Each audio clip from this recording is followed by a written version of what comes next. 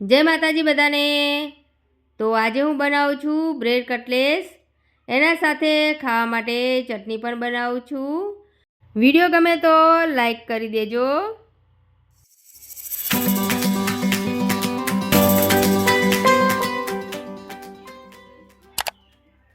Bread cutlets બનાવવા માટે bread લઈ લઈશું। એક મિક્સર જગ લઈ લેવાનો છે। બ્રેડના નાના નાના ટુકડા કરીને મિક્સર જગમાં નાખીશું। વિડીયો તમે પૂરો જોજો અને આવી જ રીતે તમે તમારા ઘેર જરૂરથી બનાવજો। આ કટલેસ ખાવામાં બહુ જ સરસ લાગે છે। નાના મોટાને બધાને પણ પસંદ આવશે। મિક્સર જગમાં દરદરું પીસી નાખવાનું છે। આવી જ રીતે બધું દરદરું પીસી નાખીશું। ઝીણી સમારેલી કોથમીર નાખવાની છે। ઝીણી સમારેલી ડુંગળી નાખીશું। બટેકા હાથેથી આવી રીતે ભાગી નાખવાના છે। હાથ પહેલાં સરસ ધોઈ નાખવાના છે, પછી તે હાથેથી આવી રીતે ભાગવાના છે।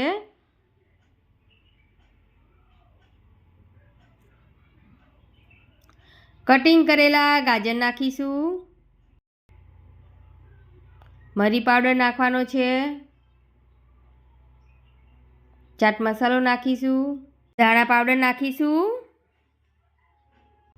સ્વાદ અનુસાર મીઠું નાખવાનું છે। થોડી હિંગ નાખીશું। જીરું નાખવાનું છે અને સરસ એકદમ મિક્સ કરી નાખવાનું છે। કટલેસનું બેટર બની તૈયાર થઈ ગયું છે।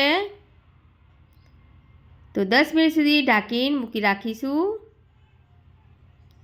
ગેસ ઉપર કઢાઈ મૂકી દેવાની છે અને તેલને સરસ ગરમ થવા દઈશું અને હવે ટિક્કી બનાવી દઈશું। આવી જ રીતે ગોળ ગોળ ટિક્કી બનાવી દેવાની છે। તમારે જેવો શેપ આપવો હોય એવો તમે આપી શકો છો।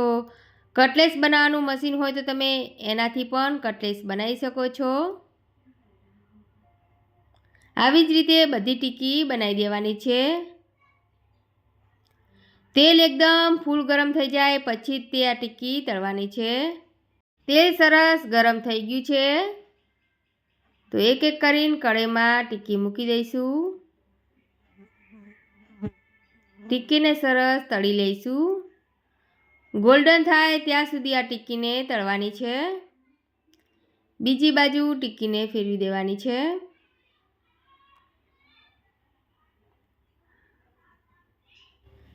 ટિક્કી તળાઈ ગઈ છે। એક પ્લેટમાં કાઢી લઈશું। આવી જ રીતે બધું તેલ નીતારી દેવાનું છે। એક પ્લેટમાં કાઢી દઈશું। આવી જ રીતે બધી ટિક્કી તળી લઈશું।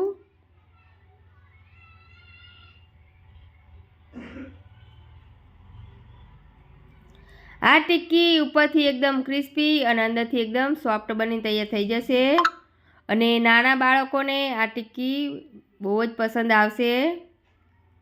તળ્યા વગર પણ આ ટિક્કી મેં બનાવી છે।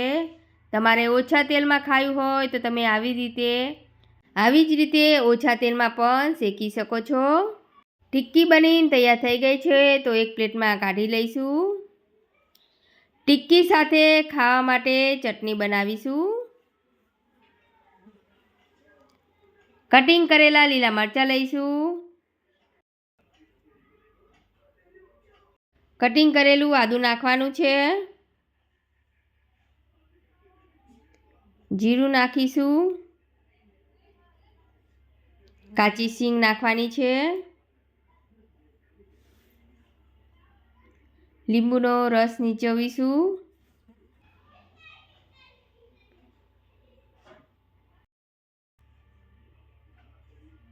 મોરસ નાખીશું।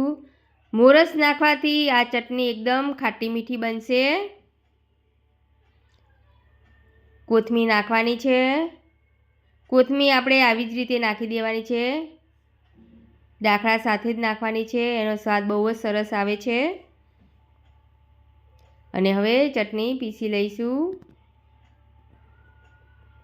થોડુંક પાણી નાખીશું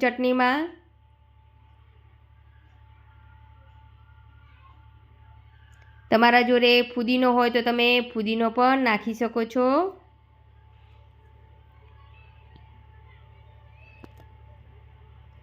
ચટણી બનીને તૈયાર થઈ ગઈ છે તો એક વાટકીમાં કાઢી દઈશું. ચટણી અને ટિક્કી બનીને તૈયાર થઈ ગઈ છે તો એક પ્લેટમાં ખાવા કાઢીશું.